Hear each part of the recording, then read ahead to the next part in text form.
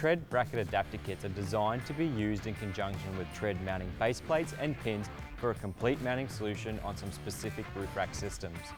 The first adapter kit in the range has been designed for flat mounting of recovery boards on a roof rack where there is a 25mm crossbar support tube under mesh.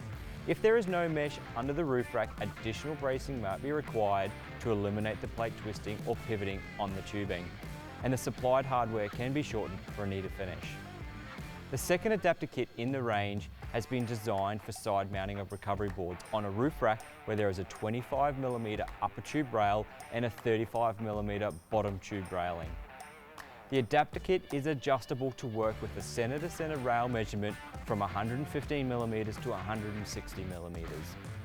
Each of these adapter kits are supplied with the hardware required for an easy installation. For this mounting style, we recommend the use of 2 adapter kits, base plates and pins positioned at the front and rear of the boards for maximum security.